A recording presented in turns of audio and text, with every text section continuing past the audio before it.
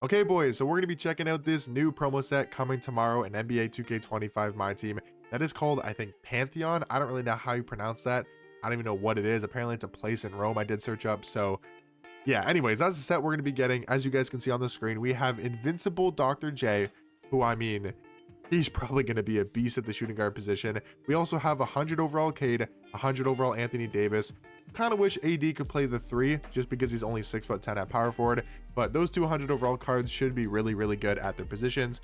We also got Dark Matter John Morant, Dark Matter Gordon Hayward, Joe Johnson, and Alex Sarr as well. And then you guys can see in this blurb, there's also a Dark Matter Luol Deng coming tomorrow as well. I'm assuming that card can play the shooting guard position.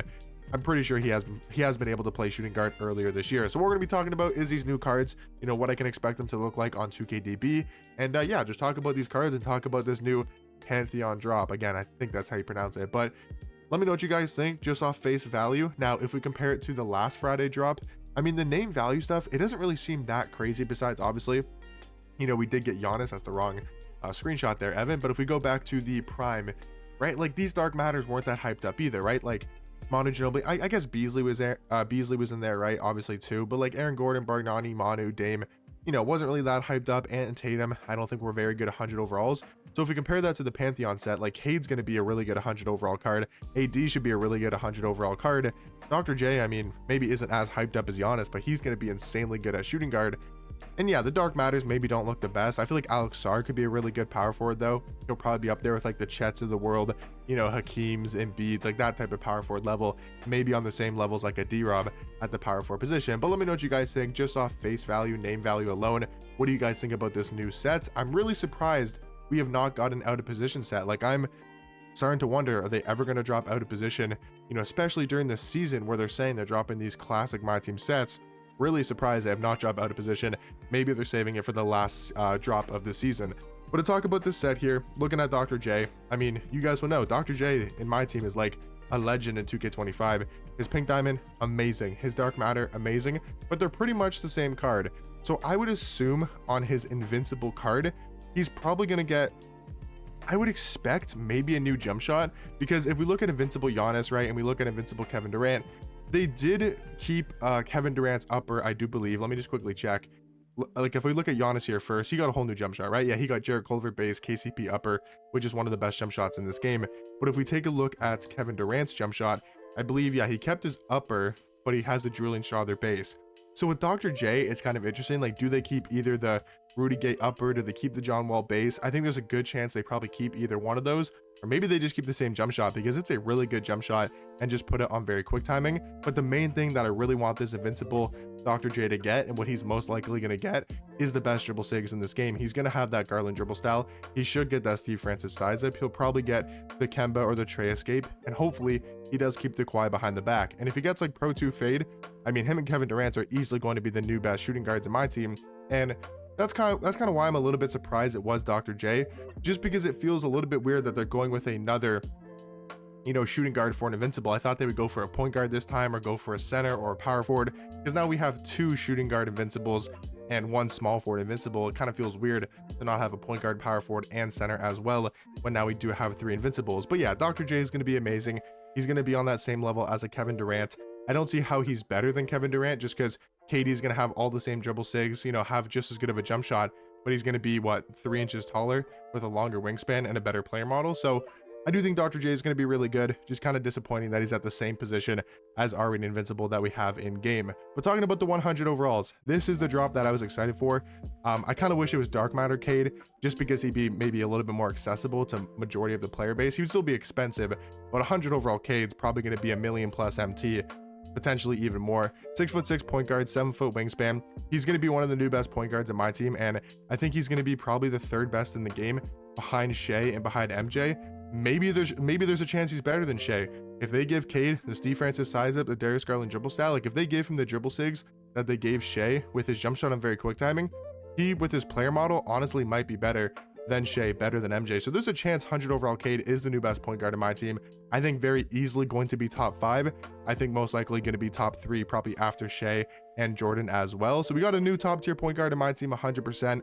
I think with Cade, because I don't see where they go wrong with him unless they just give him horrible dribble sigs. which he already has the tray escape. They just got to give him a better size up. He's most likely going to get the Darius Garland dribble style, and then he just needs a better behind the back, whether it's the Garland behind the back, the Trey behind the back, the Kawhi behind the back, even the Shea behind the back. Like, there's so many good behind the backs that he could get that I almost feel like they're just going to give him one of those good ones. So I think Cade's going to be so amazing at the point guard position. Hopefully he does get a better fade, but I think his jump shot, I'm very quick, is going to be really good, and maybe they even change his jump shot to make it even better. So Cade's going to be an absolute beast. Talking about Anthony Davis, I think he's going to be good.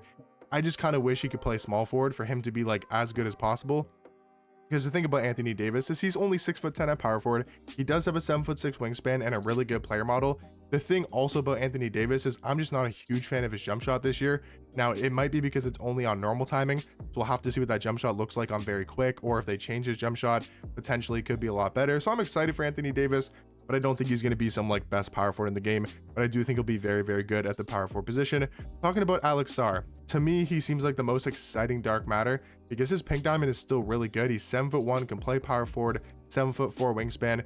When this card has that like 97 speed, 95 speed, whatever he's going to have, really good defensive stats across the board, I like his jump shot. I think if his release is on very quick timing, it's going to be a good jump shot. Maybe he gets some better dribble sig. So I think Alex Sarr is a card to look out for as a really good option at the power forward position. The other dark matters, not too excited for. I mean, Joe Johnson is always fun in my team.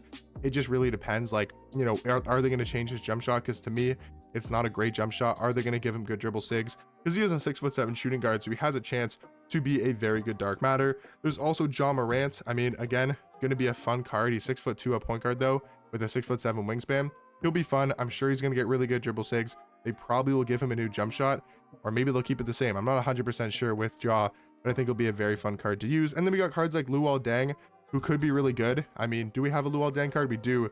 He's 6'9". I would assume he should be able to play the shooting guard position, but on his diamond, he is small forward. On his emerald, he's small forward, and on his gold. So maybe he'll only be able to play small forward this year, but if he could play shooting guard, and if he gets a new jump shot, actually his release might be good. He might honestly have a good jump shot. He's already got the Garland behind the back. I think he could be the sleeper.